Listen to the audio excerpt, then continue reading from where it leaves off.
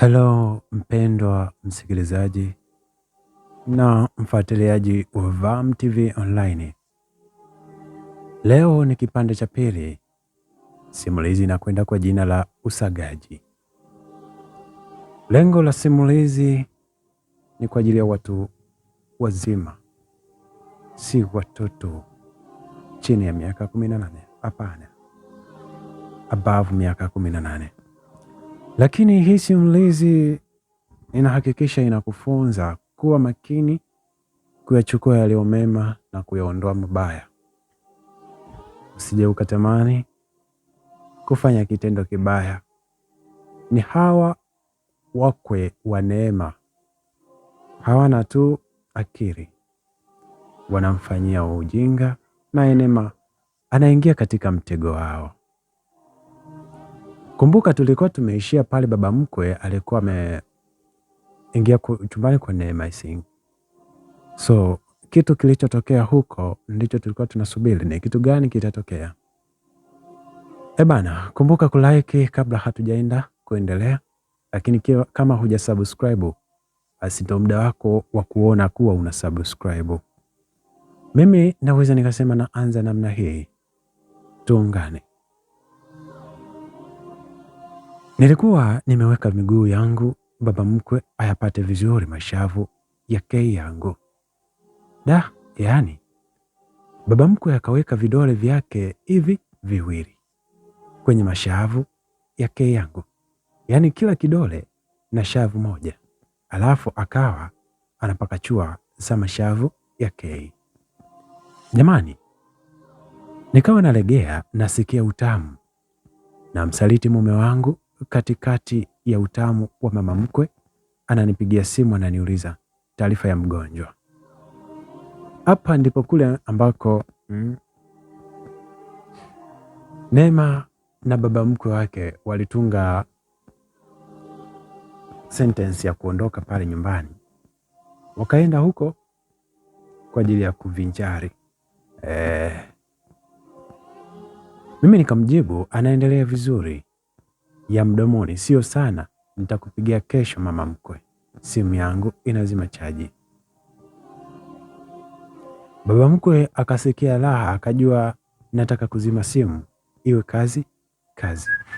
Yaani mwendo wa kupelekewa uta.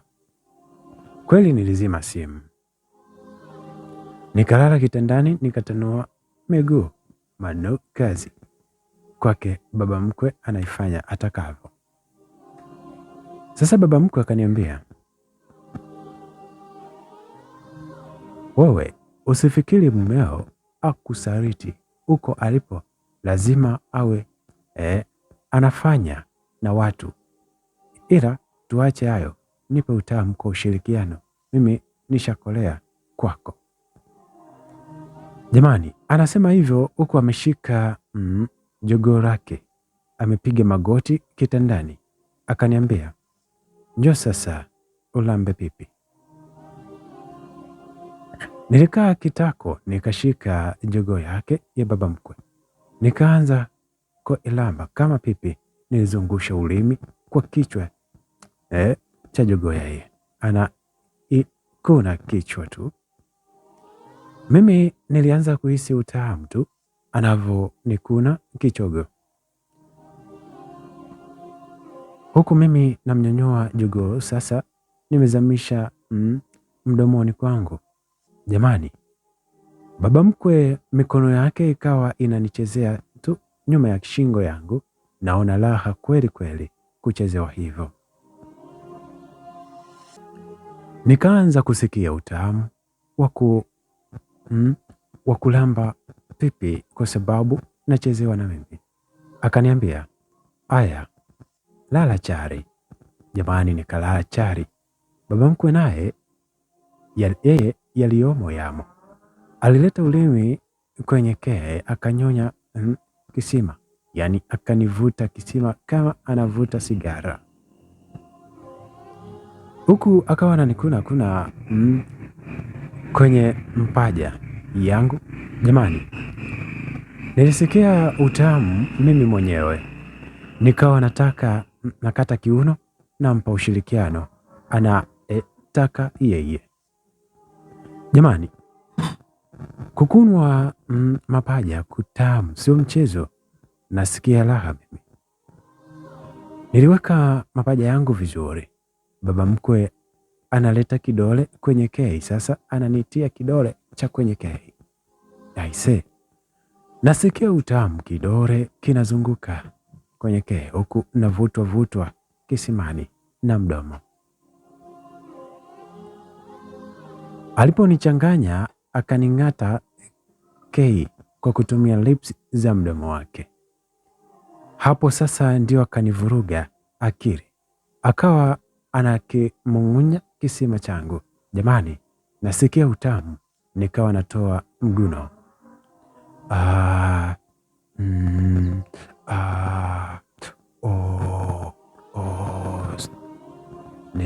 Nifanye sasa jamani, naomba unifanye sasa jamani. Kumbuka huyu ni Neema. Neema amepagawa na wazazi wakwe wake. Itakuwaje? Mchumba wake atafanyaje? Jamani, kumbuka kusubscribe channel yetu inayokwenda kwa jina la Vam TV Online ili uweze kupata simulizi mbalimbali ambazo zitakuwa zikipostiwa katika channel yetu hii ya Vam TV Online. Basi na kusahau mikasa, visa na pamoja na masimulizi mengi kabambe. Baba mkwe akaona kama uji ushachemka sasa, natakiwa nisongwe ugali. Akachukua jogoo lake akaiweka kwenye kei yangu. Mimi mwenyewe nikabinua kiuno kuifata kei izame ndani. Naona kama ananichelewesha. Jamani, sio mchezo. Baba mkwe akanikandamiza nao, yaani nasikia jogoo unazama sasa kwenye kei. Afu hakuwa tu hivi, yaani ladha yake ilikuwa tamu, yani nasikia huo unaanza sasa kunichokonoa. Jamani, baba mkwe anapiga nje ndani. Simulizi inakwenda kwa jina la Usagaji. Lengo la simulizi ni kuelimisha. Chukua lililo jema, acha mabaya.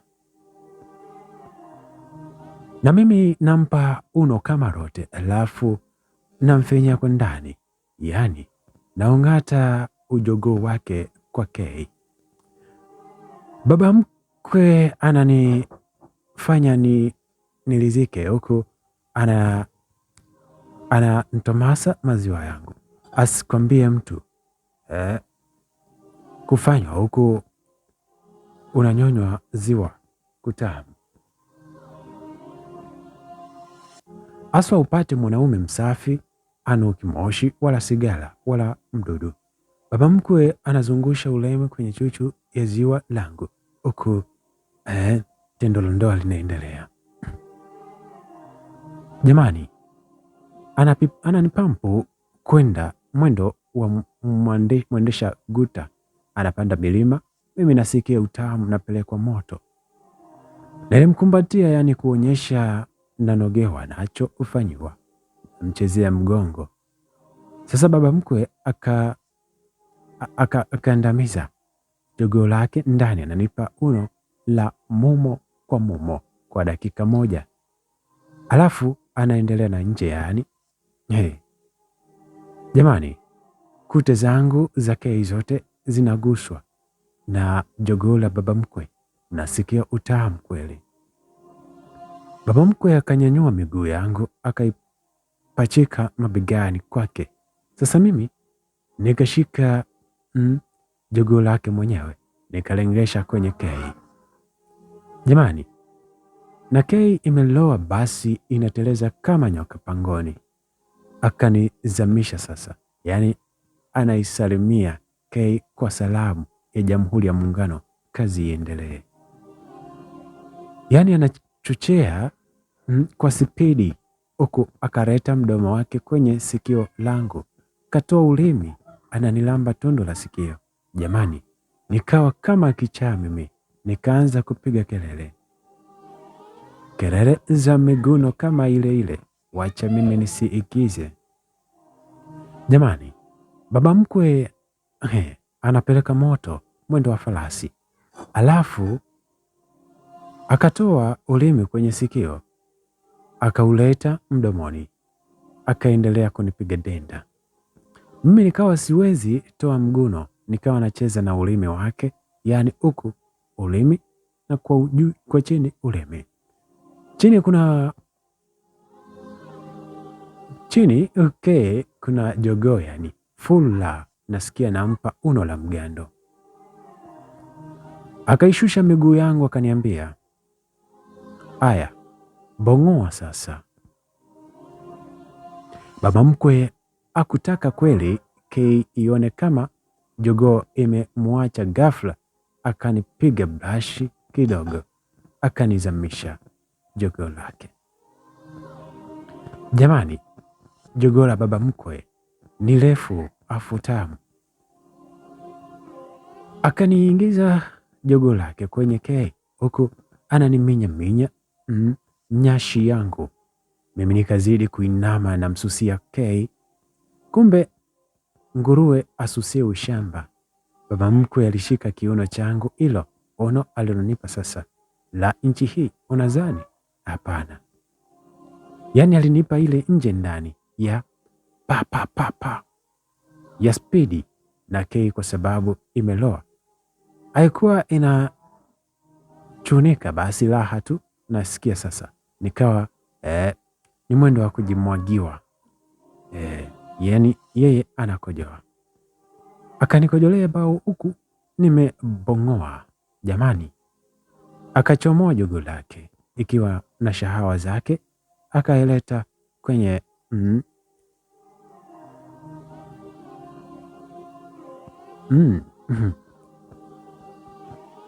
kwenye kwangu. Akaanza kunipalaza na jogoo lake yenye shahawa nje ya mashavu ya nyashi. Ufungue mdomo, shahawa zisiingie. Ufunge mdomo, shahawa zisiingie ndani ya haja kubwa. Nataka manyashi yako yazidi kuwa lakini. Nikajua baba mkwe anapenda makalio yangu yanavyocheza, yani yanajibwaga katikati. Sasa mimi yanajigawa kutokana na umbile langu. Yeye anataka ayatengeneze kwa shahawa yazidi kuwa na mgawanyiko. Akawa anasugua shahawa zile pembeni ya manyashi yangu kwa ndani. Huku mimi nimebana pumzi shahawa zisiingie. Yani baba mkwe ni muhoni kweli kweli. Kuna wazee watundu kwenye kitanda. Alipomaliza akaanza kunipuliza na shahawa. Ukizipuliza zinaganda kimtindo. Jamaa akaanza kunifanyia masaji sasa. Akachukua vidole gumba ananiminya ndani ya manyashi alipopitisha shahawa zile. Jamani, huyu baba mkwe amezamilia kunilegeza nyashi zangu. Baada ya hapo akachukua kitambaa laini akakiweka maji, akanifuta shahawa zote. Mimi moyoni nasema kama nitaendelea na penzi na baba mkwe atakuja kunifila huu mchezo wa kuchezea nyashi yangu. Huu sio mzuri. Jamani, baba mkwe naona amechukua mafuta ya nazi. Ananiambia, bongoa tena.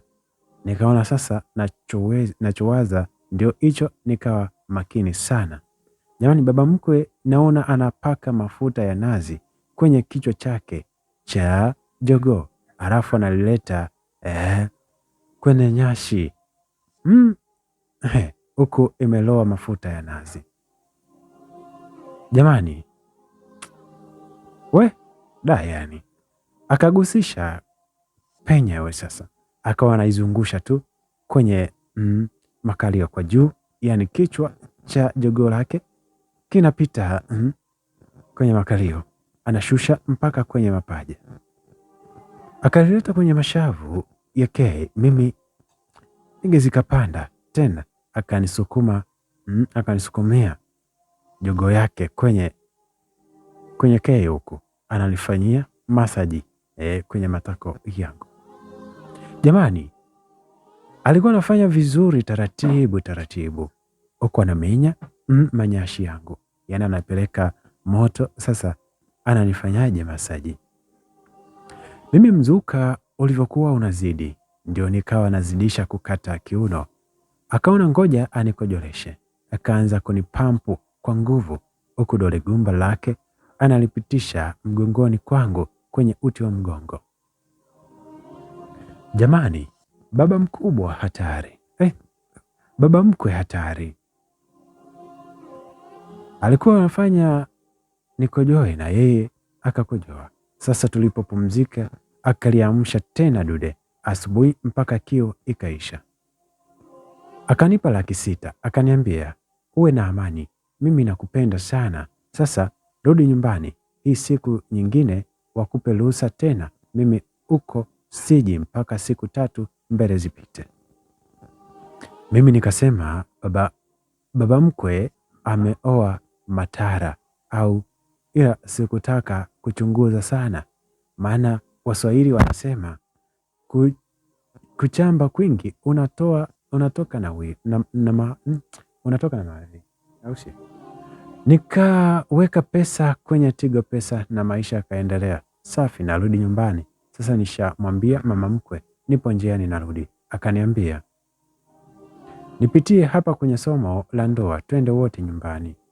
Mimi nikasema kimoyomoyo, huyu atakuwa anaye mke mwenzie, ndio maana anapenda kusikiliza somo la ndoa ili ajue kumtunza mumewe. Sasa nikamwambia sawa. Kwenye SMS simu yangu na ukunjua moyo wangu huishi milele maisha, nafungua nafasi nikupende wewe pekee, nafunga milango ya moyo wangu kutopokea ugeni wowote wa moyo zaidi yako. Mpenzi, nakupenda sana Lazizi. Yaani kaiweka SMS kama kijana vile. Nikampigia simu nikamwambia usinitumie SMS, inawezekana simu nikaisahau kumbini, mama mkwe akaiona, itakuwa sio vizuri. Baba mkwe huyo akaniambia kweli kabisa, ila mimi umeniteka mpaka natuma SMS pasipo tahadhari. Nitakuwa sikutumii tena SMS. I love you. Akaondoka na mabusu. Na mimi nikampa busu sijui anapigaje. Basi nikaenda moja kwa moja kwenye somo la ndoa. Nikamkuta mama mkwe amesimama anasikiliza somo lake. Lakini leo walikuwa wanaambiwa na wanaume, mke ni pambo la nyumba, na kama ilivyo kawaida ya pambo halitopendeza siku zote ikiwa litakosa uangalifu mzuri na mtunzo bora. Litachakaa haraka na kuonekana kama takataka ndani ya nyumba. Hivyo basi, mpe matunzo mazuri japo kwa uchache wa ulichojaliwa na nyumba. Tambua kumtunza mkeo sio lazima uwe bilionea. Hata kuna maneno mazuri juu ya pia ni miongoni mwa matunzo. Nashangaa mama mkwe ananiambia kwa sauti ya upole, na kupenda. Mimi nikasema kimoyoni, huyu mama mkwe chizi nini? Sasa mimi mkewe au mpaka anaposikia maneno mazuri ni moja ya matunzo kwa mke, yeye ananiambia mimi ananipenda, yani mama mkwe. Sikumjibu, nikarudi naye nyumbani. Naona amenipa box. Kufungua naona cheni ya dhahabu, hereni ya dhahabu. Jamani, sijawahi kuvaa dhahabu. Mimi toka nizaliwe, sio mimi tu, kuna wanawake kibao hawajawahi kuvaa dhahabu. Au Neema anasema uongo? Endelea kuna Vam TV Online kuona hii simulizi inakwenda kufika pahala ilipostahiki. Tujue nini dhamira yao kufunza jamii katika simulizi hii. Hii ni zawadi yako. Aya, fumba macho nikupe zawadi nyingine. Nikafumba macho, naona mama mkwe ameshika kidole changu. Akanivalisha pete na kuja kufungua, naona pete ya ndoa. Jamani, mama mkwe ndio kanivesha pete ya ndoa, yaani anamaanisha yeye ndio mume wangu au? Nilibaki sielewi kitu hapo. Hapo ni patamu sasa. Mama mkwe, baba mkwe, mwanaye pia, wote sasa kazi inakuwa ni Neema. Familia nzima imemchagua Neema. Sasa kuna watu washafaidika tayari, lakini mhusika mkuu ambaye ni George hajafaidika hata kidogo, yaani hajawahi hata kumwonja huyo Neema. Amewaolea wazazi wake ama sasa sijui. Twende nalo mwanzo mwisho. Mama mkwe akasema wakati kwanza Neema wakati anajiuliza nakuta mama mkwe amekumpatia, ananiambia nakupenda, usije ukanisaliti, wewe mtamu, nitakupa pesa ya kutosha unitunzie penzi langu, yaani hata mwanangu sitaki akirudi afanye mapenzi tena na wewe, nakupenda sana. Jamani, niliona ajabu mimi, mama mkwe ananitamkia maneno ya ajabu. Mara akasema neno nalopenda, Mai, nitakupa pesa kesho uweke kwenye akaunti yako, wewe ni wangu. Hapo sasa nikamwelewa somo, nikamkumbatia. Neema mara baada ya kusikia nitakupa pesa, anasema akaelewa somo. Tamaa, chunga tamaa mbaya, aitisha mahitaji yako. Sasa hii ndo tamaa mbaya. Neema anapata pesa kwa wakwe zake, sijui mbeleni kitatokea nini, lakini chunga tamaa mbaya. Mama mkwe akaanza kunichezea mgongoni, mimi nikawa sina wasiwasi, najua huyu hana jogoo, hawezi kunichosha niseme jana usiku nimefanywa na saizi nifanywe, nitachoka sana kei yangu. Jamani, mama mkwe ana hamu ya kunisaga, naona ananivua nguo, akaniwekea kwenye kochi dogo, akaniambia inama basi, ushike kochi mke wangu. Jamani, leo ndio mama mkwe ananiita mimi mkewe, hajawahi kuniita hilo jina.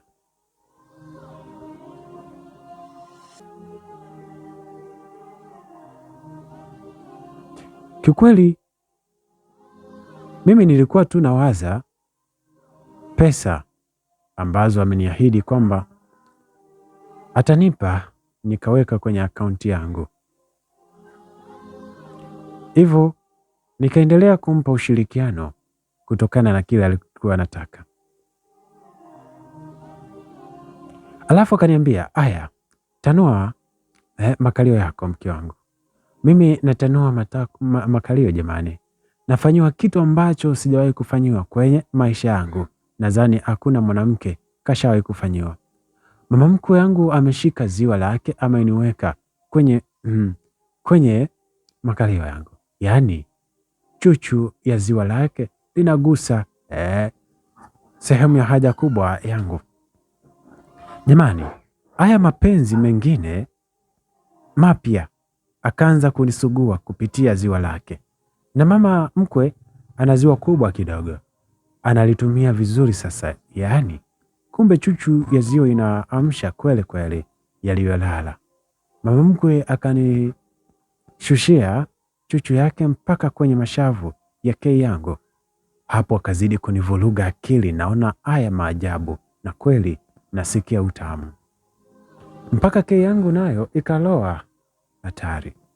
Sasa alipoona kei imeloa, akaniweka dole la kwenye kei. Akawa ananizungusha dole kwenye kei yangu, huku anapuliza kwenye makario. Jamani, mpaka nikakojoa mimi kama vile nimetoka kufanya vile. Akaniambia, aya kaoge uje ule mke wangu. Mimi nazidi kushangaa hilo jina. Nikaenda kuoga, nikarudi, nikala. Akaniambia, lala upumzike, kesho nakupa nilichokwambia. Basi kweli nililala. Asubuhi mama mkwe akaondoka. Mara akarudi akanipea pesa kama 800. Akaniambia, usije ukampa mwanaume yoyote Kei. Mimi kama pesa nitakupa, kama kukojoresha nitakukojoresha. Nataka uwe wangu peke yangu. Hata huyo mwanangu akirudi atafute mke mwingine, wewe ni wangu. Nikamuuliza, utamwambiaje sasa? Akacheka kidogo.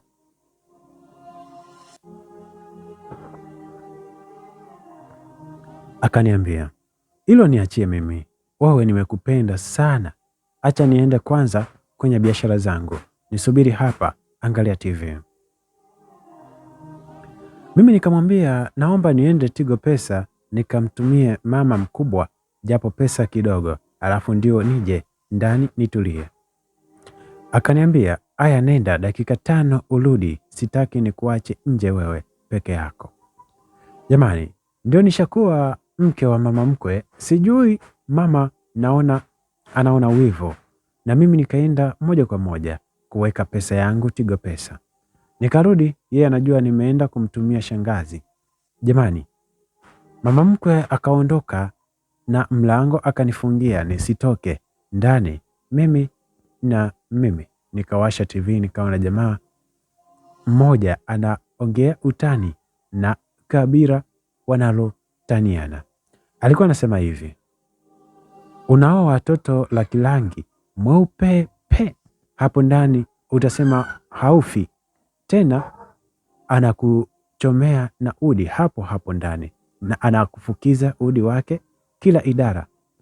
Ameoga, ametakata kila kona. Akitoka kuoga lazima aoshe lapa litakate, alianike juani ndo alivae. Utasikia mwale habi. Mimi nikacheka nikasema, kweli utani ndio utamaduni wetu. Mara inaingia SMS ya mama mkwe kwenye simu yangu, anaandika maneno haya: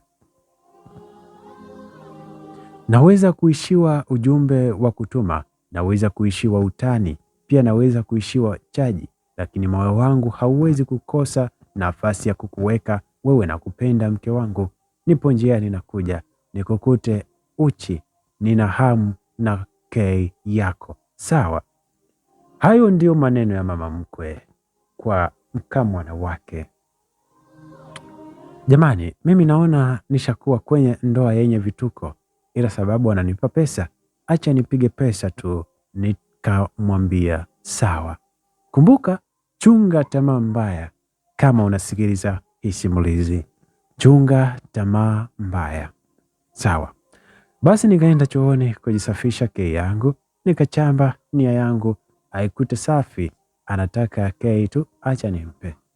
Jamani, naona mama mkwe karudi na kiboksi kidogo dogo, sijui kina nini ndani. Si akaniambia, leo nataka nikufanye sawa sawa. Moyoni nasema hata nifanyiaje na kiharage au kashaota jogoo kwenye Kei yake. Yaani nijisemee kimoyo, akanishika mkono akanipeleka chumbani. Jamani, mimi nimevaa mtandio tu, sina nguo yoyote nyingine nimevaa mimi. Nafika ndani akaniweka kitandani. Sasa nashangaa analiweka na lile boksi kitandani. Nasema kimoyoni, huyu mama mkwe leo kitandani anapanda na maboksi ya nini? Akaniambia, lala chali. Jamani, nimelala chali, naona mama mkwe anafungua kiboksi. Kumbe kulikuwa na jogoo la bandia, yani kama ya mwanaume. Nikasema leo sasa kari. Akaibonyeza ile ya bandia, akaiweka inatetema hivi. Akaniweka juu ya Kei yangu. Sasa ule mtetemo wake ukanivuruga akili. Mimi na yeye akachukua ulimi wake anauzungusha kwenye mashavu yangu ya Kei. Jamani. Nasikia utamu mimi sijawahi kupata. Maana ile jogoo la bandia lile inaamsha kweli. Nikawa nataka nakata kiuno mdogo mdogo, yani nasikia utamu bara. Sasa mama mkwe akabadilisha staili za uchezaji, akawa ananipitisha ile jogoo ya bandia kwenye kei yangu yote kwa nje, yani ananipitisha kwenye mashavu, ananirudisha kwenye kisima, huku akaniambia aya, tanua kwapa. Nikatanua kwapa, mama mkwe akaniwekea ulimi kwenye kwapa langu. Hapo ndio nikajua mapenzi uchafu, na uchafu una utamu wake. Ngoja tuone mbeleni kuna nini. Jamani, ulimi wa kwapani unachetua akili, sio mchezo. Sijasema mkajaribu. Mama mkwe huyu ananifanyia vitu vya ajabu sijawahi kufanyiwa mimi. Sasa ananikandamiza na ile jogoo la bandia kwenye kei yangu, huku ananilamba kwa pani. Mimi natoa miguno tu na kumkatia kiuno. Sasa miguno hii mimi siwezangi kuigiza kwa sababu ni mwanaume. Ingekuwa ya mwanaume miguno, basi ningejitahidi kuigiza. Ningesema wallahi lakini sasa inataka sauti ya kike. Siwezi kwa kweli. Basi akatoa miguno ya mimi sijui kuigiza kama mwanamke. So siku nitajifunza, nitaigiza.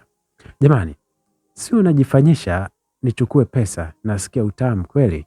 Mama mkwe ananipandisha nje ndani mpaka nikakojoa mimi shahawa za kutosha. Sasa mama mkwe akaniambia, mke wangu umekojoa? Jamani, sina la kusema zaidi, nikamwitikia ndio nimekojoa.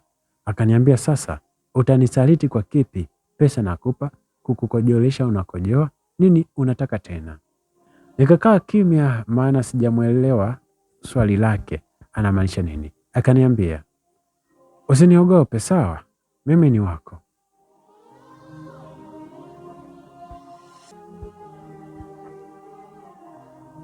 Kabla sijajibu, naona mume wangu ananitumia SMS kwenye simu yangu.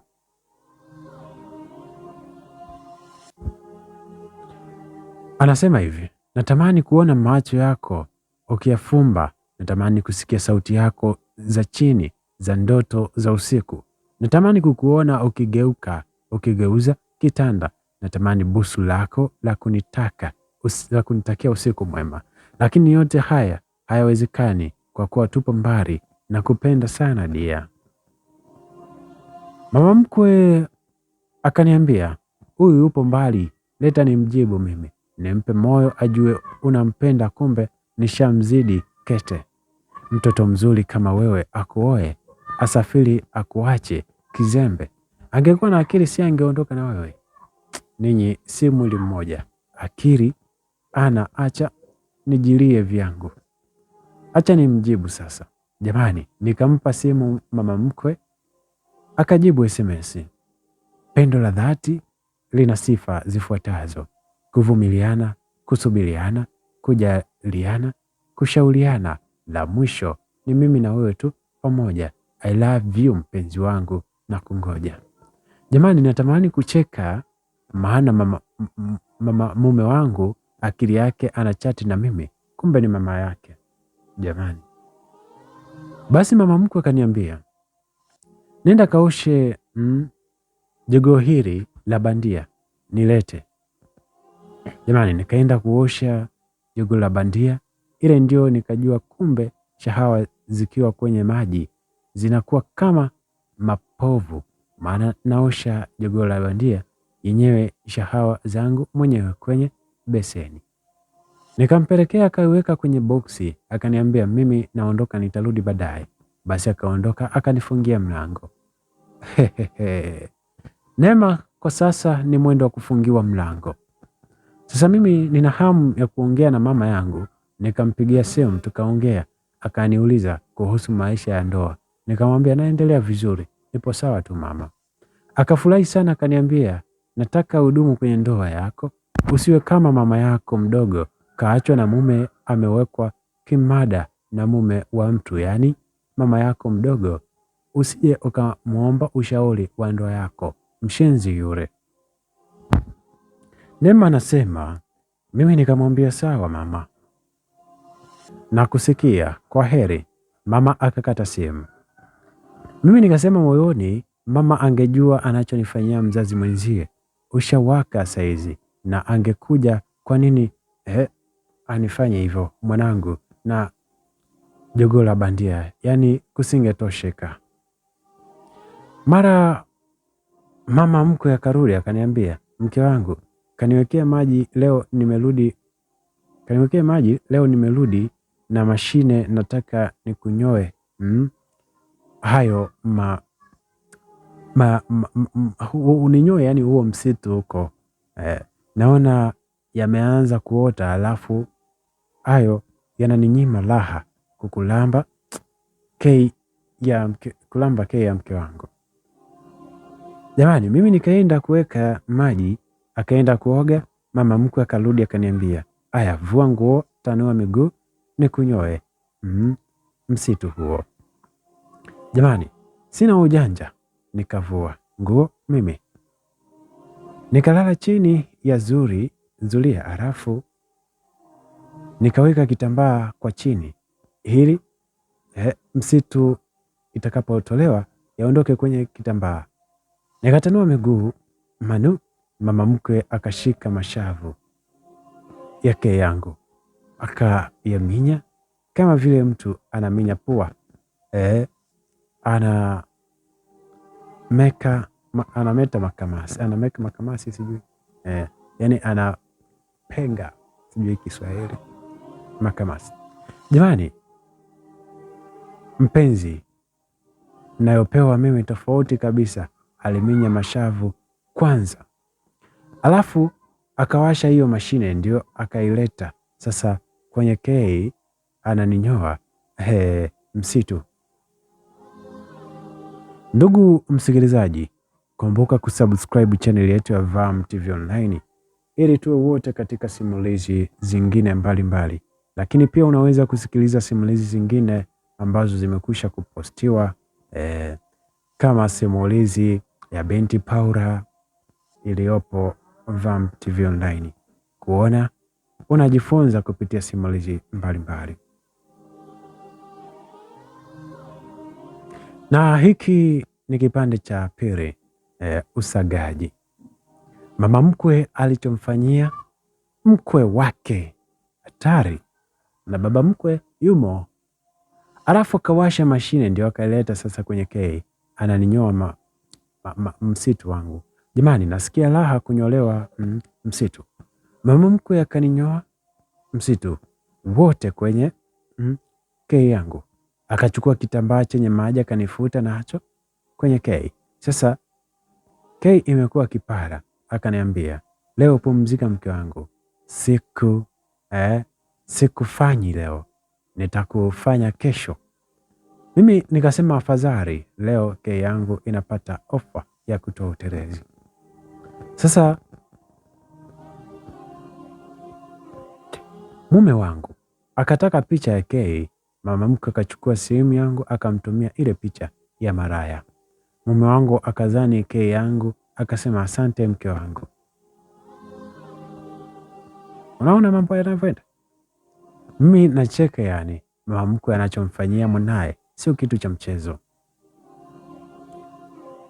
Ukiwa na mama mkwe kama huyu hatari.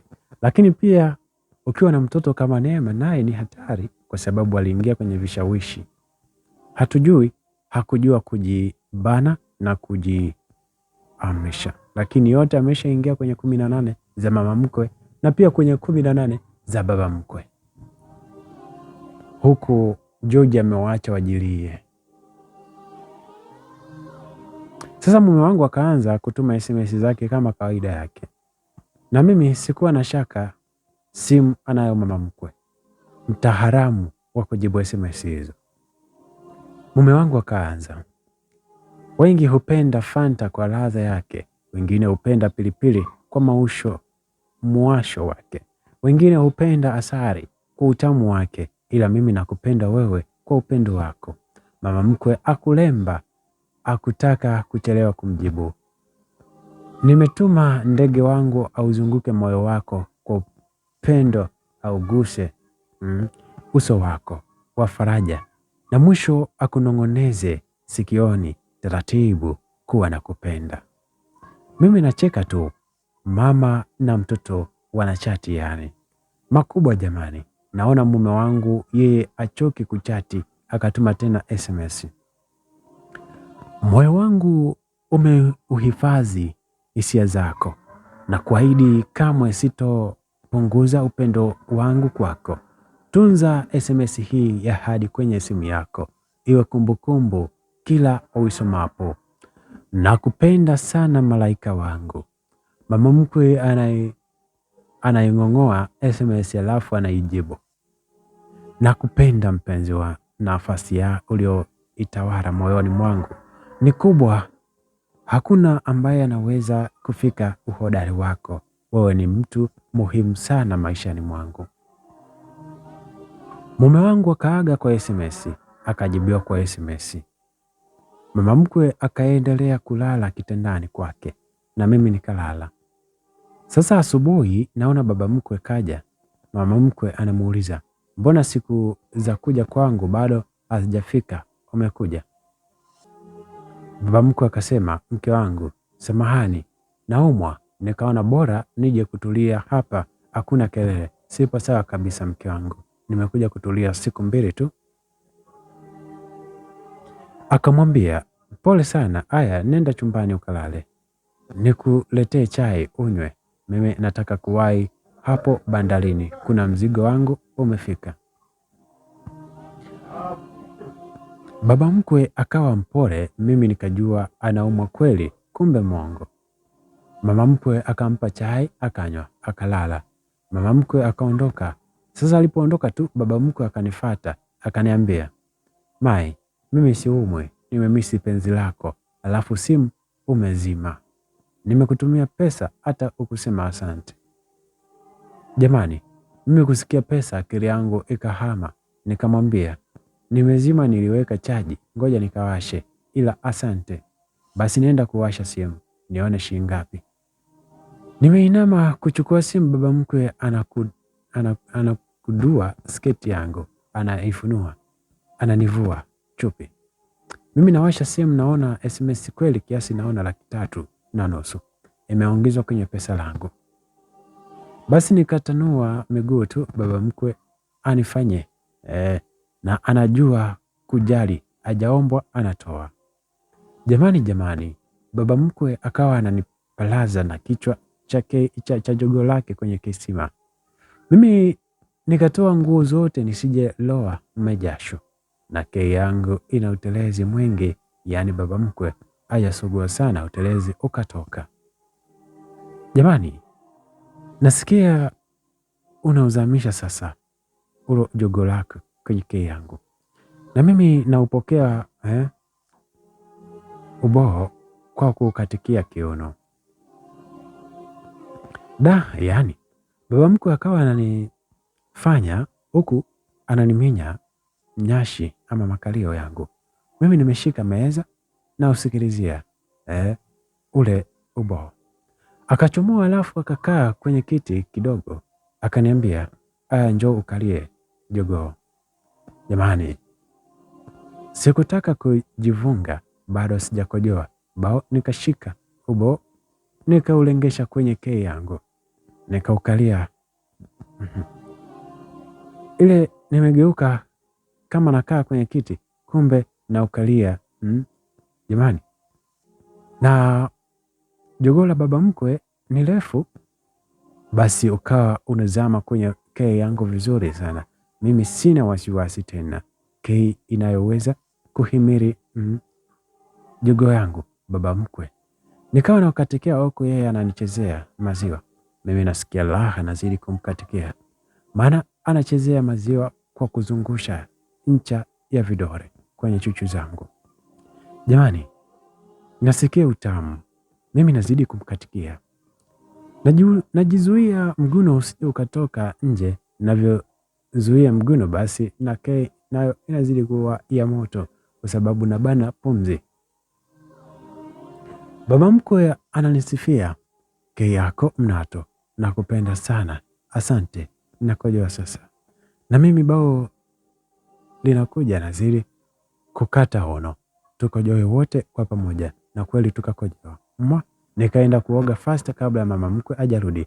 Akaniona nanuka jasho.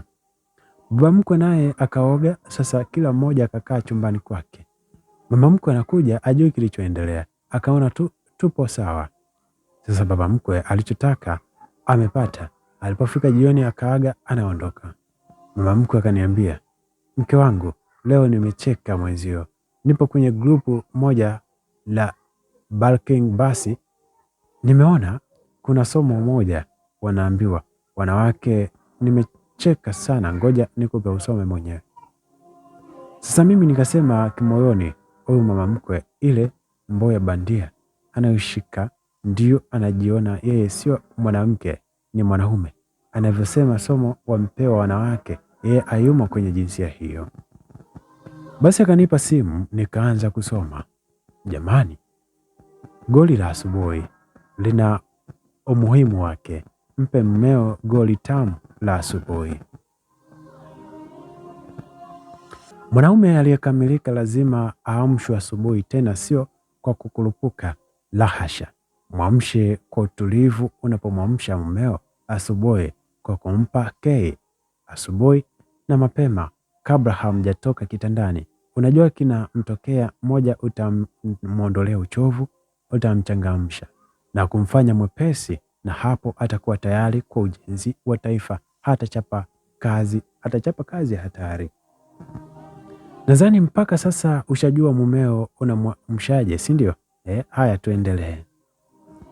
Na hii inawahusu hasa wale wanawake wanaoamka na wapo bize kazi ndo kila kitu. Hicho ngoja niwaambie. Mumeo akitoka akaenda kuamshwa na wenzio huko nje, hiyo kazi unayokimbilia mbio na kuiwaza muda wote itafanyika. Mwingine akiwa na mabiashara ndo kabisa, ukiuliza mzigo umepanda, mzigo umeshuka, madeni, furu, kujipa obishe. Akidakwa huyo na wadakaji walio toka kufundishwa kwenye jumba la mahaba, wakafundishwa na kawafundishika. Choga atageuka huyo, atakukumbuka. Hata kuweza kukukumbuka huyo. Hata hizo biashara unazozungumzia na kujipa ubizi nazo utazifanya kweli? Halo, shauri yao. Anaendelea kusema mama mkwe mwingine anakurupuka saa 10 za usiku. Ukiuliza nini, anawahi usafi wa nyumba, eti mume amuone ni msafi. Acha mambo haya wewe. Mpe mumeo kiamshio. Unapoosha kumwamsha mumeo, unamwacha na uzito wake, anashindwa kufanya kazi kwa ufasaha. Kazi kwenu wavivu, wajuzi wa kazi maofisini, mahodari wa biashara, na wale wanaoamkia vibarazani mwa watu na kuacha waume zao ndani kwenda kupiga umbea. Mume kwanza ndo aliyekutoa kwa wazazi wenu au shughuli zenu. Naomba nitoe angalizo hapa, simaanishi kila siku maana hapa kama nawaona macho ilivyowatoka mlivyowapania watoto wa watu, wanaweza kumwamsha mara 3 kwa wiki. Pangilia vizuri siku zako za kumwamsha, hizo siku 3 unaweza ukazipanga na kuzichagua siku zile unazohisi hatakuwa busy sana kazini. Wewe ndo unampunguzia uchovu.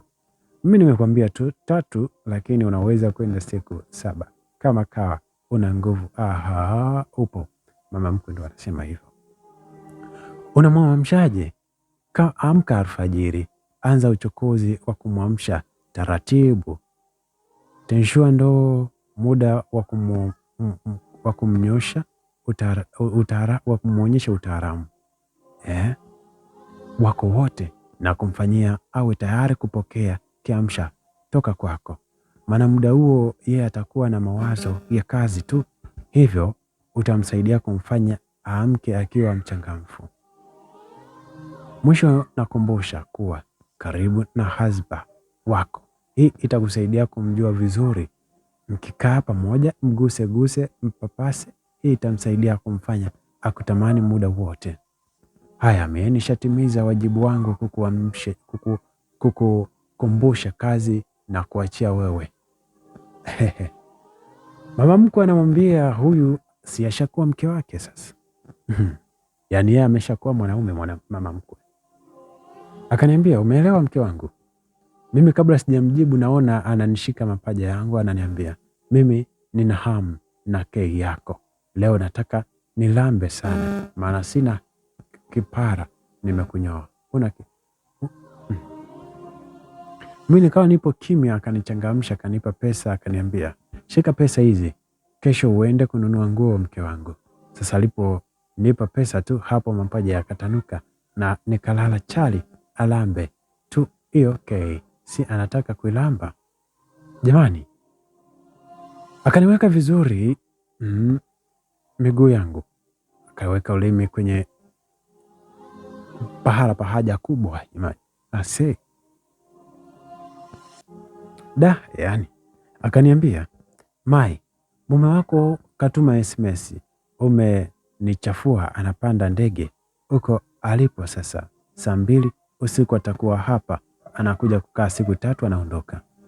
Sasa Mai, uvae pedi, sitaki ufanywe na huyo mumeo. Akija akaisana hizo siku 3 zote unavaa pedi, tena unamwambia mila za kwenu, ukiwa kwenye siku zako ulali na mwanaume chumba kimoja, sawa? Nikaona mama mkwe ana wivu mpaka amepitiliza, ataki mimi nifanywe. Nikamwambia sawa. Akaniambia, aya, mimi namjibu mumeo kabisa kuwa tumbo linakuuma. Nikamwambia sawa. Basi mama mkwe akamwandikia SMS, mume wangu, nimeshikwa na tumbo toka usiku, yaani hapa nimelala tu, tumbo linaniuma kweli kweli. Mume wangu akajibu, pole sana mke wangu. Sasa mama mkwe akasema, nishamaliza mchezo, baadaye twende uwanja wa ndege tukampokee, ila atombi akufanyi hapa. Mimi nikasema sawa. Mama mkwe akangoja simu nisome kwenye grupu la Barking, huku yeye anapika chai. Basi nikaona somo moja limeandikwa maneno matamu kwenye kitanda. Kwenye 6 kwa 6 watu utawakuta kimya tu, madai wanasikiliza uhondo. Jamani, kuna maneno pale ama mnaoneana tu aibu? Sasa wewe toa aibu huyo mumeo, sawa? Lalamika, mwambie unavyojisikia, wapi aongeze vipi, akae wapi, kushika wapi, kwa sauti ya taratibu na yenye mapenzi tere. Tuko pamoja, lakini pale mkiwa mnatafuta mtoto, shurti utoe sauti nzuri na maneno matamu ya kimahaba kwa mume wako. Kwa mfano kama aga mpenzi, ingiza yote basi yako tamu. Umefundishwa na nani? Yako tamu baby, unajua vizuri, nasikia vizuri. Hicho ndicho kilikuwa SMS ambako kimetumwa kwenye SMS. Hata kama akibamia, wewe sema kubwa, mwambie leo yako yote, nakupa yote, chukua yako yote. Somo lile linaendelea. Nasema faida ya kelele na maneno matamu. Switi humfanya mumeo kufurahi. Kila anapofikiria mapenzi anakuwazia wewe na maneno yako unayokuwa nayo unayoongea kitandani wakati kwa 6 kwa 6. Pia humfanya mumeo awahi kurudi nyumbani. Hapo mchepuko hatakuwa na nafasi kamwe. Mwari, maneno matamu ya kitandani ni tiba ya ubongo kwa mumeo. Wanaume wanapenda maneno matamu kwa sauti laini.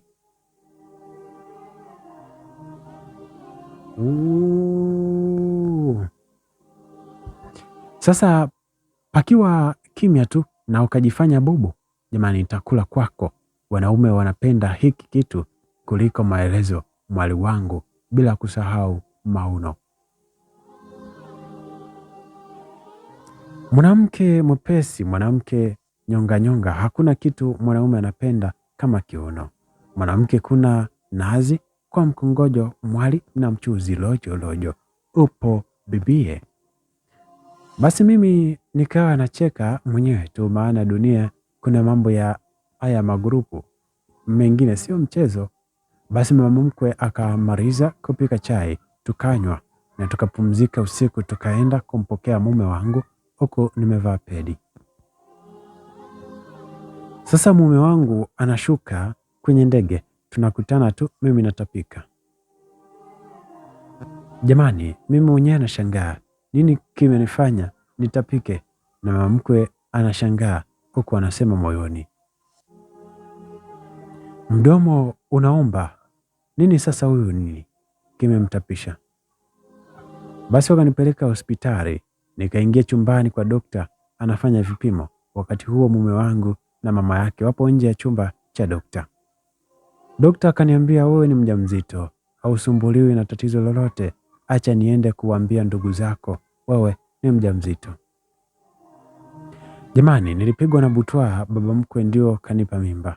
Itakuwaje hapo kwa mama mkwe na mume wangu? Yaani wakati nawaza, dokta anapiga hatua, anaenda kufungua mlango awambie mimi nina mimba. Da, yaani mwishowe season 1. Hatari.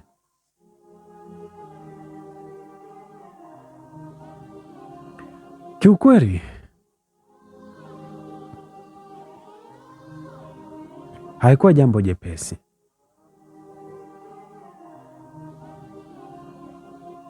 Jamani, nilipigwa na butwaa, baba mkwe ndio kashanipa mimba. Itakuwaje hapo kwa mama mkwe na mume wangu? Yaani wakati nawaza, dokta anapiga hatua, anaenda kufungua mlango awambie mimi nina mimba. Da, sasa tunaendelea na sehemu hii. Nilimwita dokta kwa sauti ya upole na dokta kanifuata akaniuliza, unasemaje? Nikamwambia, dokta, samahani, waambie nina homa kali imefika tumboni, usiwaambie nina mimba. Dokta kasema, unanifunza uongo wakati wewe ni mjamzito, kwani wewe ni mwanafunzi? Nikamwambia, dokta, ni story ndefu, naomba unisitiri dokta. Akaniambia, je, utanipa zawadi gani na kusitiri kwangu? Mimi nikamwambia, nitakupa pesa. Dokta akasema, pesa ninayo, nipe kitu ambacho sina. Nikamwambia, dokta, nitakupa kama mimi ninacho, naomba unisitiri kwanza. Akaniambia, wewe mkubwa, ushajua anachotaka, sasa sio lazima tukitaje jina. Mimi naenda kuambia ni homa, alafu unalazwa, ila usiku unatoka unaenda kunipa hicho nitakachokusaidia.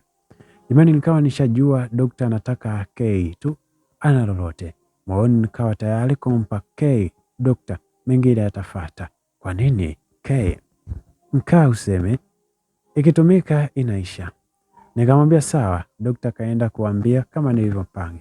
Mume wangu akamwomba dokta anipe tiba ya uhakika nipone mkewe, na pesa akamhonga, yaani dokta aongeze umakini kwenye kunitibu. Dokta kasema, mnaweza kwenda kesho njooni, ila kabla mjaja nipigieni simu. Kwa sababu gani? Nawaambia hivi, kama hali yake itakuwa sio poa sana, nataka niwafunze njia ya kumuomba mgonjwa hili atoke hospitali hapa, twende naye sehemu, yaani hospitali kubwa zaidi ya hii. Mume wangu akachukua namba ya dokta, akili yake na mshauri, kuna ukweli pale wowote? Kumbe dokta anataka akanifanye hili, wao wakiwa wanakuja anirudishe faster. Wanaume akili zao wanazibiwa wenyewe. Mume wangu akapigwa uongo ulioenda chuo, akakubali. Wakaondoka na mama yake, huku mama mkwe moyoni unaumia, mpenzi wake ninaumwa. Dokta akaja faster akaniambia, nenda kaoge, chukua funguo ya gari hili ukapande gari lile unisubiri. Mimi nikajua huyu anajiamini hivi kwa sababu anayo namba ya mume wangu, anajua siwezi kukimbia. Basi nikaenda kuoga, nikausafisha kabisa uchi wenyewe, maana ndio unaenda kunisitiri hivyo. Nikaenda kupanda gari, yaani nipo tayari kwa kufanywa mimi. Dokta kaja akawasha gari moja kwa moja mpaka hotelini, Alinunulia chakula nikala, huku moyoni nasema nakula nikaliwe na mimi. Nikamaliza kula nikapelekwa chumbani. Sasa chumba kizuri, godoro la maana. Dokta akaniambia ukimwi sina, na yeye ukimwi hana kabisa. Akaniambia unapenda ukifanywa ukae staili gani ndio unasikia raha? Aya jamani, mimi naona aibu, sijamzoea. Alafu ananiuliza swali zito, nikang'ata vidole kama mwanafunzi wa alafu nikawekwa shingo pembeni, akajua huyu anasikia aibu. Basi akanileta mdomo kwenye mdomo wangu, huku amenishika nyuma ya shingo, akanivuta kwenye mdomo wake. Mimi mwenyewe nikatanua mdomo, tukaanza kupeana kiss, yani denda, ndimi zikakutana. Tumekaa kitandani hapo, dokta ananifanya ulimi huku ananipapasa mgongoni. Nasikia utamu mimi mwenyewe. Nikatoa kifungo cha blauzia nitoe nguo niwe mtupu. Dokta hakutaka nisumbuke, akanivua nguo zote nikabaki utupu. Akaniambia aya, lala chali nikuchezee kei yako sasa. Jamani, nilala manu, yani mguu huku mguu kule. Dokta akaleta dole gumba juu ya kei yangu, akaanza kukichezea kisima, huku akaleta mdomo kwenye maziwa yangu. Sasa ananichezea kisima huku ananinyonya maziwa. Nasikia utamu mwenyewe, natanua miguu aweze kuchezea kei yangu vizuri. Jamani, dokta akanitia dole kwenye kei yangu, hapo nazidi kusikia utamu. Akaanza kuzungusha dole kwenye kei huku anazungusha ulimi kwenye chuchu zangu za maziwa. Jamani, utamu nasikia, utamu mimi. Msikilizaji, kumbuka hii ni Vam TV Online, simulizi part 2, usagaji. Nikaanza kutoa miguno mdogo mdogo, ui ui ash ui, nasikia utamu. Jamani, akaleta mdomo kwenye shingo, sasa ananinyonya shingo, huku dole ameliongeza spidi kwenye kulizungusha kwenye kei yangu. Yani mimi mwenyewe nakata uno, naambiwa dokta nifanye sasa, nasikia nyege zimenipanda, nifanye. Dokta jamani akatoa jogo lake, ni ndefu alafu ina mesore pembeni, inafaa kwa matumizi ya binadamu, yani jogo lina washi alafu nyeusi. Jamani, akaniweka bichwa lake la jogo kwenye kisima changu, akaanza kukisugua. Jamani, kusagwa kisima na kichwa cha jogoo kutamu. Nikawa nakatikia kiuno na kei ishaloa utelezi wa kutosha. Ananisugua kisima, analeta jogo lake mpaka kwenye mashavu ya kei yanapeleka chua. Mimi nikaona mzuka umepanda sana, nikabinua kiuno, jogoo ikagusa wekundu wa kei yangu. Naona dokta akutaka nitese sana, ndani kupitwa sana, akanikandamiza na jogoo lake. Sasa nasikia jogoo inazama na utamu wake. Jamani, nilijikunja mwenyewe, yani niliweka miguu mabegani mwangu, huku nasikia ananikatia, yani jogoo ananikatia, yani jogoo inazunguka kwenye kei yangu. Jamani, mwanaume anayekatia mtamu sio wale wanaochokochoa chokochoa, wengine wanajua nje ndani tu. Dokta ananipa uno la mumo kwa mumo, yani ndani kwa ndani, huku ananinyonya mate, nasikia utamu, na mimi namkatekea uno la chini kwa chini. Jamani, dokta anajua, ananipampu kwa pembeni ya kei, dakika 2 ananipampu katikati, dakika 2 huku. Yani kiufupi kutoka kuta zote za kei zinaguswa. Mimi nakatika uno huku nalembua macho, unanifanyia kwa ndani. na kei yangu ina moto kwa sababu si ni mjamzito mimi. Dokta akutaka kunichosha, akaniambia, haya njoo ukalie jogoo. Alichomoa akalala chali na mimi sikutaka kulemba. Nikashika jamani, mimi mwenyewe nikapelekwa kwenye kei yangu,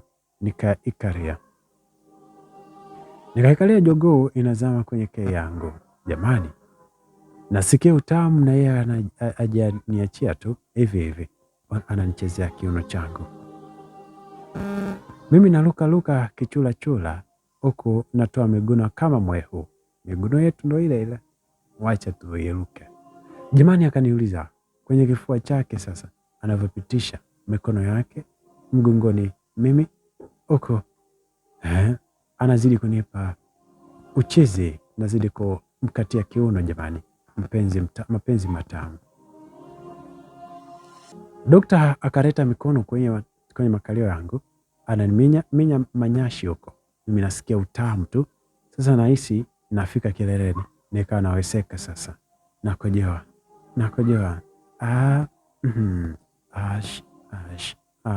Nakojoa mimi. Dokta nazidi kunichezea nyashi huko jamani, mpaka nikakojoa mimi na yeye akakojoa. Tukapumzika huku, jogoo lake ipo kwenye kei, yani haijalala doro. Akaichomoa, nikaifuta, akaniambia twende chooni ukanawe. Jamani, nafika chooni nachuchumaa, nakojoa, namaliza kukojoa. Yeye akashika kibomba cha chooni cha kuchambia. Wala washawahi kulala hotelini wanatujua, na kuna baadhi ya wanawake ndio wanamaliza haja zao kile kibomba pale ya maji ya presha. Basi akanichambia kei yangu, alafu akaniambia shika ukuta. Jamani, nikajua tu nataka kufanywa huko tena chooni. Sasa nikashika ukuta, yeye akanitanua nyashi yangu, akaniambia nibonge, ila mimi mwenyewe nikabonga. Dokta akanitanua sasa vizuri nyashi yangu, akanileta ulimi wa kunyenyashi. Jamani, ulimi wa kunyenyashi huko unatekenya. Dokta kaanza kunizungusha ulimi kwenye haja kubwa huko, mwenyewe nikayasikia nyashi yangu, nikayatanua. Namsikia dokta nasema, asante sana, una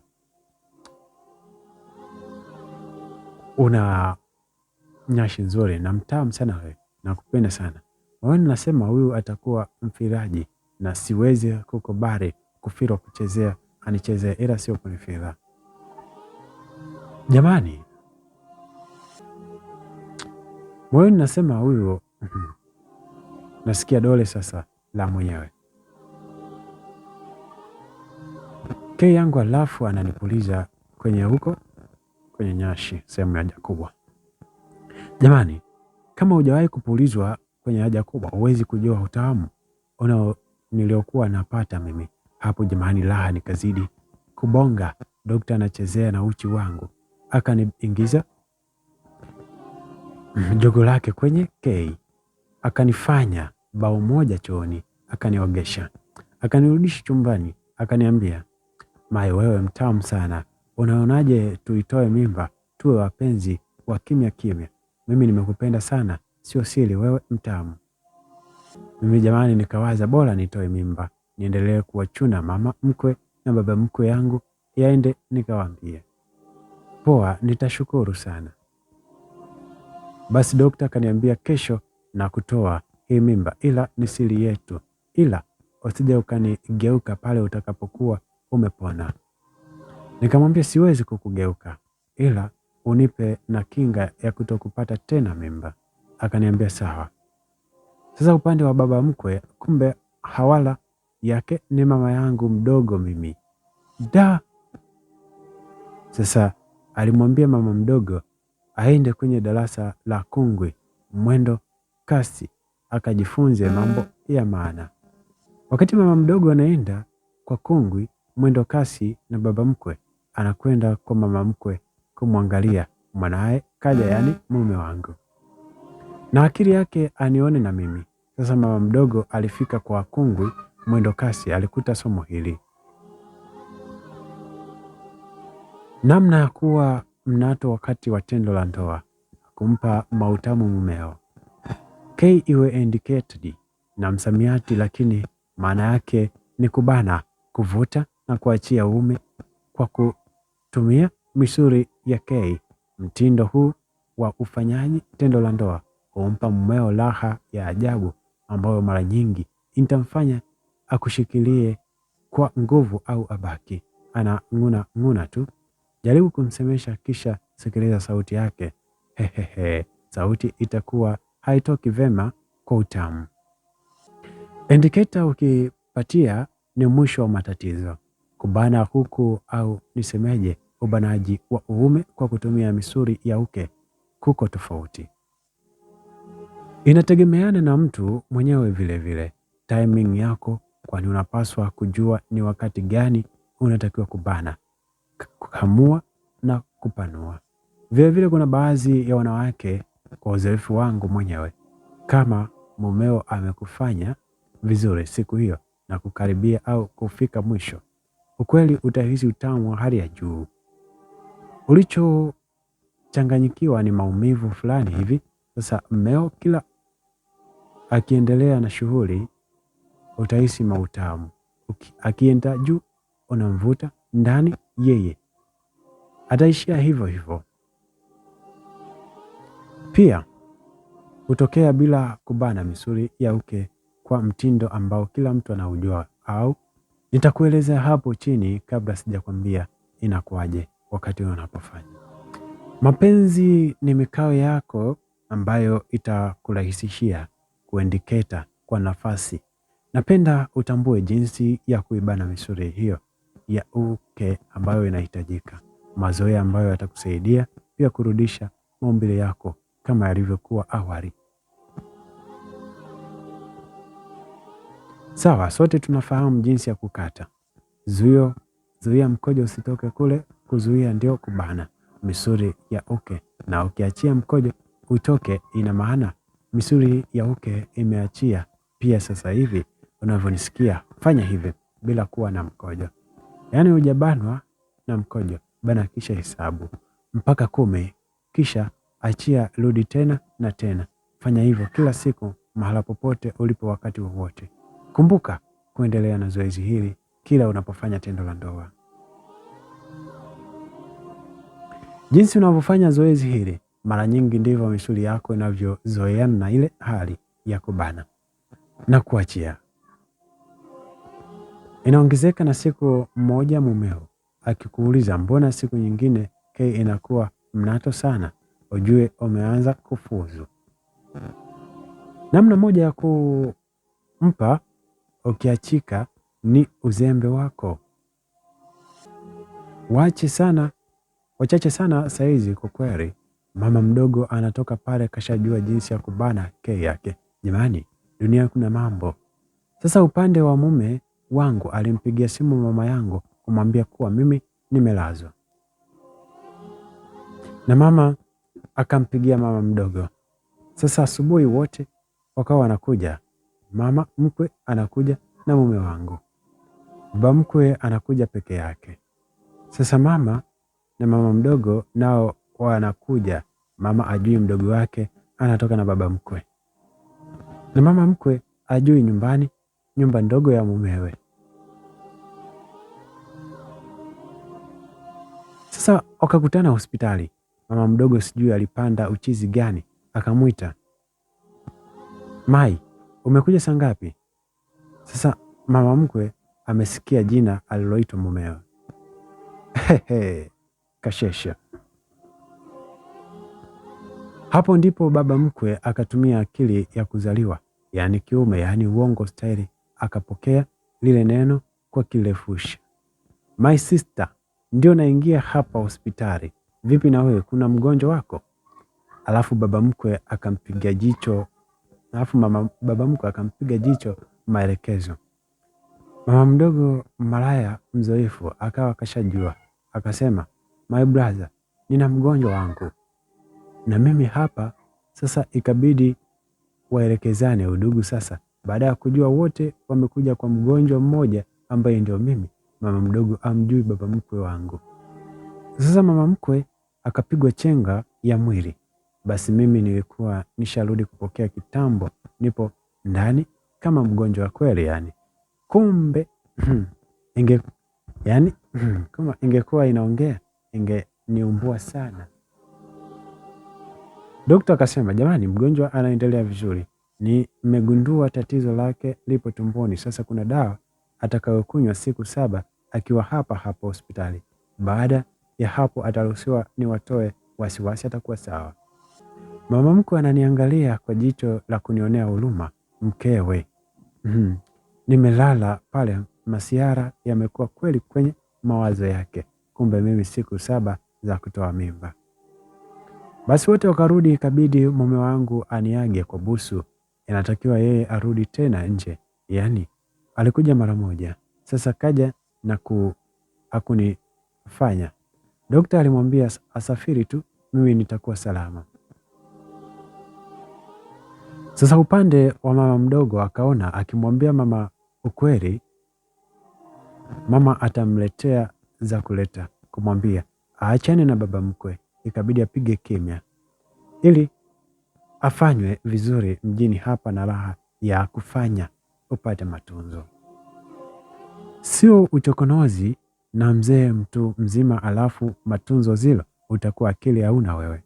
Sasa mama mdogo akaenda kuongeza ujuzi kwa kungwi mwendo kasi kwa ajili ya kumdhibiti baba mkwe. Alifika kule kwa kungwi kama kawaida. Kungwi na ngoma za kulemba, anafundisha mambo matamu kwa ajili ya mdhibiti mume, kumbe wengine wanadhibiti waume za watu. Kungwi akasema, singo ni usafi wa mwili kwa wanandoa au kumsinga mumeo. Pia tufahamu kuna singo na kuna kumkanda mwili au twaita masaji ya mwili. Sasa hapa ndugu zangu, funzo lipo kwa wale wadada wa ndoa. Sasa anyway, tuendelee. Leo nitapendelea tufanye singo na pia kumkanda mwili au kukanda kwa wanandoa. Tandika mkeka wako na mwekee mto kichwani mumeo kwa ajili ya kumsugua mwili na kumkanda mumeo, au kwa mie napendelea hasa siku ya Alhamisi kuamkia Ijumaa. Utaanza kumpa usafi kwanza wa mwili kama kumkata kucha, kumsafisha sehemu za siri NK. Sasa unaanza kusugua mwili wote kwa kutumia unga wa liwa na unga wa karafuu uliochanganywa na maji, lozi pamoja na tui la nazi au olive oil. Anza kusugua mwili mpaka uhisi uchafu na unongo zote zimeisha, mpaka unahisi mwili laini. Ukimaliza, anza kumkanda kwa mafuta upendayo, lakini mie natumia ya mchaichai au yapo madukani mchanganyiko wa mafuta ya kukandia mazuri tu kimwili. Unachukua mafuta yako unampaka mwili mzima na kuanza kummesenja taratibu kwa upendo, na hasa sana sehemu za mgongoni, kiuno, mabegani, miguu, mikononi.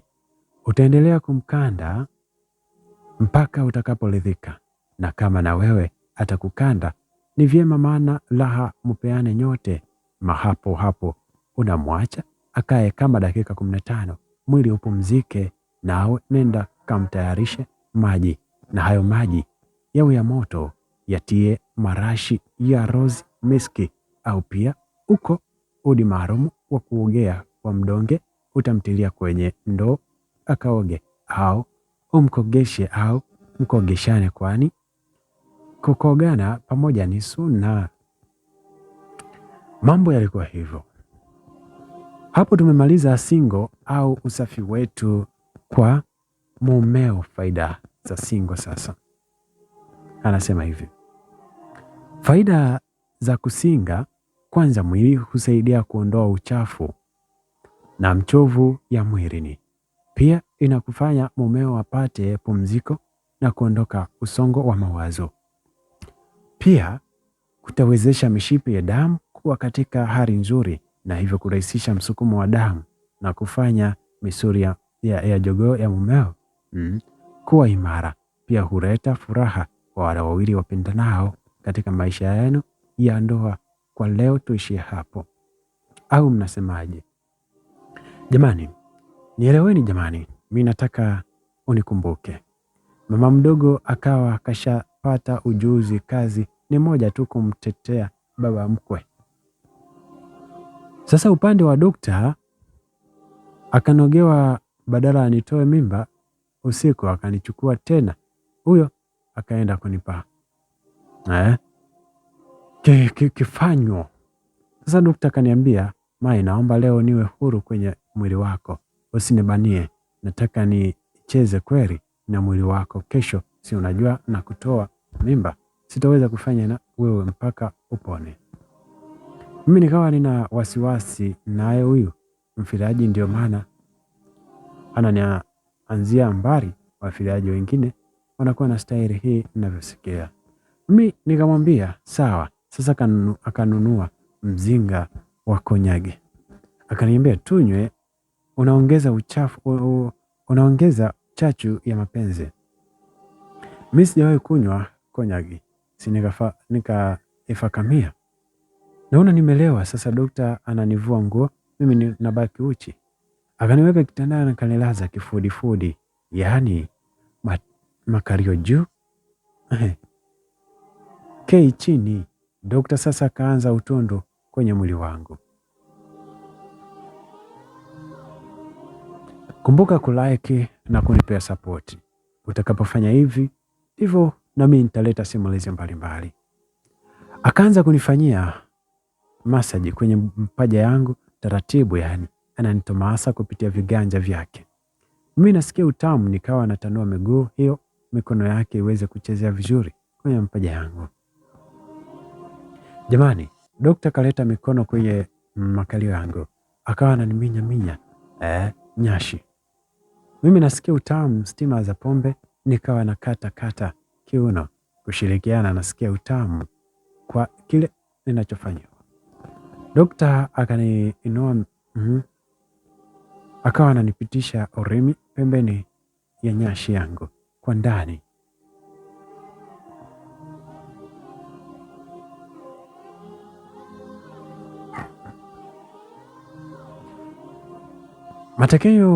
Mtekenyo wa ulimi ukanifanya nibonge mwenyewe.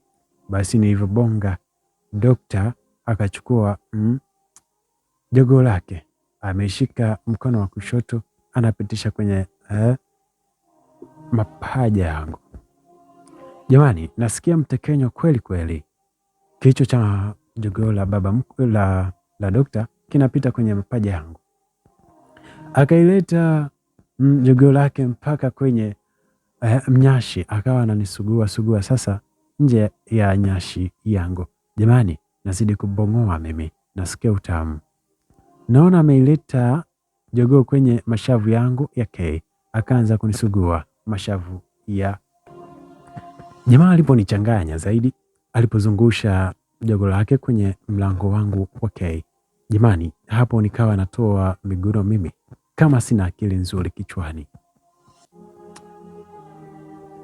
Jamani, kikiwa nje yake kinazunguka miguno kama ile. Dokta jamani, ana makusudi, akaongeza spidi kwenye kuzungusha sasa kichwa chake yake. Huku kea yangu imetoka utelezi wa kutosha. Sasa akanikandamiza jogoo lake kwenye kea yangu, huku anaminyaminya kwenye nyashi. Hapo akawa ananipa laha kweli kweli. Jamani, nikaendelea kukata uno, huku mimi na dokta ananisukuma ile nje ndani kwanza kama dakika 2. Alafu akanishika kiuno, akawa ananipa uno la mumo kwa ndani. Na usikia hatari. Jogoo kabisa unazunguka ndani ya kea yangu. Jamani, mbona tamu. Mimi bongoa, yani nimemsusia afanye anachotaka, yani kiukweli utamu mnausikia. Dokta ananisugua kwa pembeni, mara kati akaniambia, aya Mael, lala ubavu, unyanyue mguu nikufanye sasa. Jamani, sikuwa mbishi, hali ilikuwa mbaya kwangu, hisia zishapanda kama zote. Nililala ubavu na nikanyanyua mguu mmoja mwenyewe, yani nimekaa manu. Dokta kaleta jogo lake kwenye kei yangu. Jamani, alinizungusha kwanza kidogo nje ya kei, yani amepekechua mashavu ya kei na kichwa cha jogo lake, alafu akanikandamiza nao kwenye kei. Jamani, tamu, narudia tena, tamu da. Yani bana, hiki kilikuwa ni kipande cha pili, kimeishia hapo. Hakikisha kama umesikiliza una like na kutoa maoni yako. Unajua moja ya kitu ambacho kilifanya huyo binti aweze kuharibika ni baba mkwe pamoja na mama mkwe na pia na mume wake George, ambaye alimwacha aishi na wakwe zake. Aise, ni hatari kabisa. Ungana nami katika kipande cha 3 ili uweze kusikiliza simulizi hii mwanzo mwisho. Tutakuwa pamoja. Kubwa kabisa, share na marafiki nao wasikilize simulizi hii nzuri ambayo itaweza kufunza, na yaliyo mabaya unaacha, yaliyo mema unajachukua kwa ajili ya kulinda ndoa yako. Sasa niwaambie asante sana kwa kuwa ulikuwa nami mwanzo mwisho. Tukutane kipande cha 3.